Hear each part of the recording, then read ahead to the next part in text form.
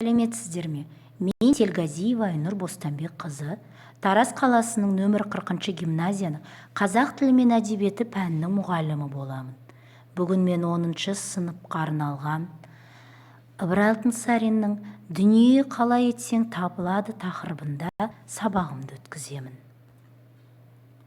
Балалар, мына суретте бейнеленген кім?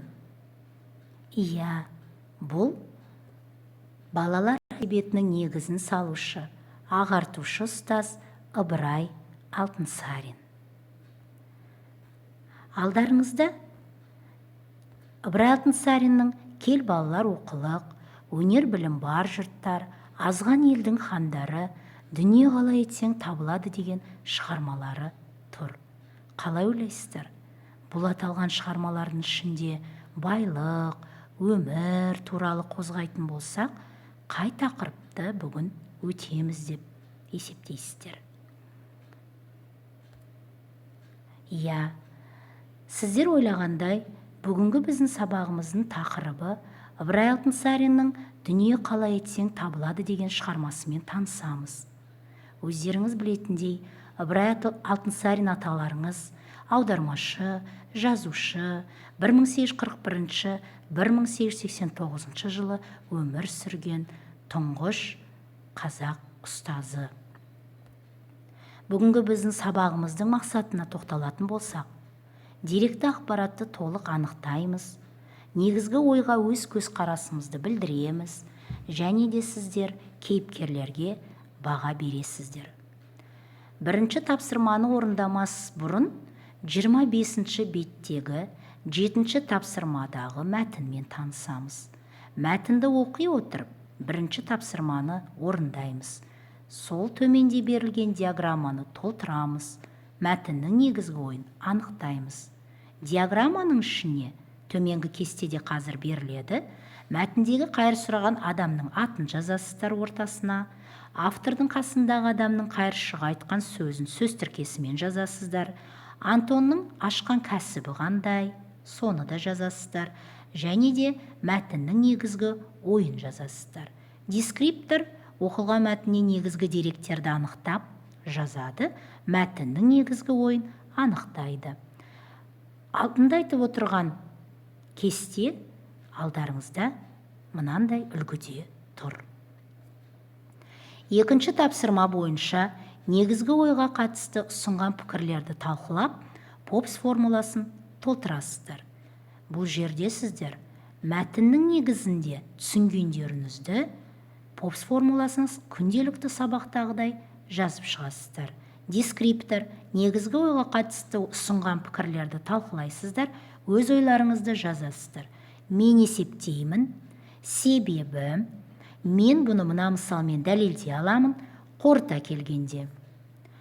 Үшінші тапсырмаға келіп тоқтадық. Мәтіндегі кейіпкердің іс-әрекетіне баға бересіздер.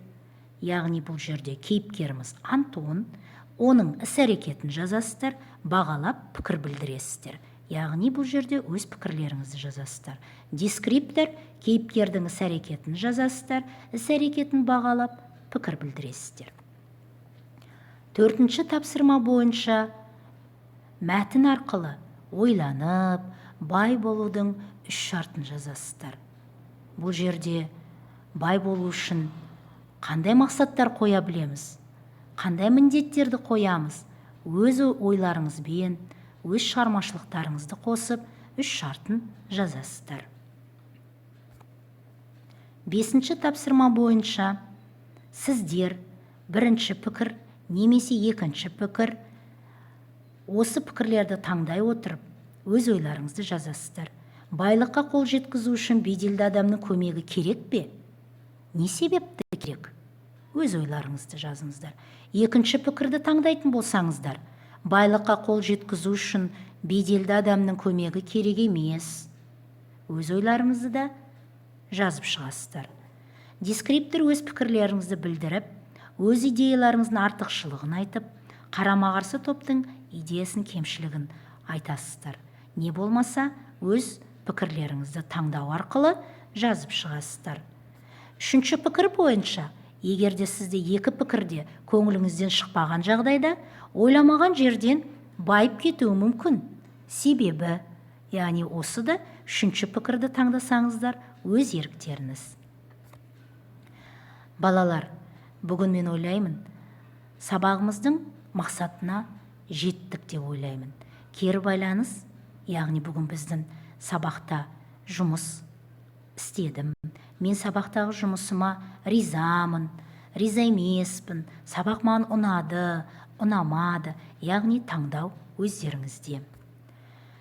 Бүгінгі біздің сабағымыз қызықты өтті ме, не түсініксіз болды, не қиын болды, бұл жерде өздеріңіздің ойларыңызды бір-екі сөйлеммен болса да жазып берсеңіздер болар еді.